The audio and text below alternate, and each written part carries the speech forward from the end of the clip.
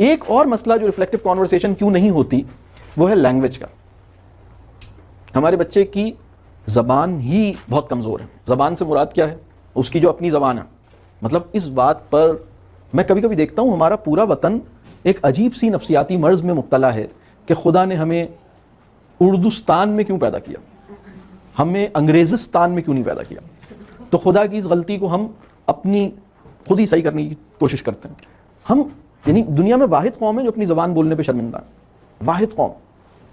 لہٰذا ہوتا یہ ہے کہ بچہ دیکھیں کسی بھی خیال کی گہرائی میں جانا یہ اس کے لیے ممکن ہی نہیں ہو پاتا, اس لیے کہ زبان تو ہوتی نہیں اس کے پاس.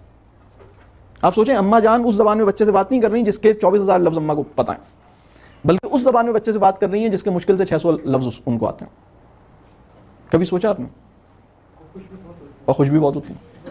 لہٰذا وہ جس طرح کی انگریزی اس نے سیکھی ہے اس میں وہ صرف دروازہ بند کر دو اور کھڑکی کھول دو, پانی لا دو اور شکریہ اور معاف کیجئے گا, یہی بات تو کرے گا.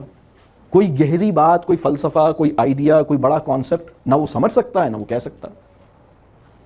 اس کے لیے تو اللہ نے اس کو اپنی زبان دی تھی جو اس کی اپنی پہلی زبان تھی, چاہے وہ سندھی تھی, پنجابی تھی, پشتو تھی, بلوچی تھی, اردو تھی, سرائکی تھی.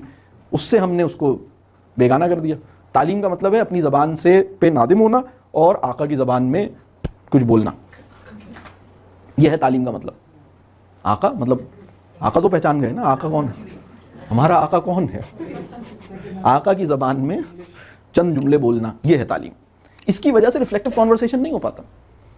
کوئی بھی یہ کوئی شعر نہیں سمجھ پاتے, کوئی ایسی کہانی جس میں رمز ہے, کوئی ایسی کہانی جس کے اندر ایک سمبولزم ہے, جس کے اندر کوئی استعارہ ہے, کوئی میٹافر ہے, اس کہانی کو انپیک نہیں کر پاتے, اس شعر کی ڈیپتھ میں نہیں جا پاتے, کوئی بھی گہری بات کی گہرائی میں نہیں جا پاتے. یہ مسئلہ پیدا ہو گیا ہے. تو یہ ایک بہت اہم کام.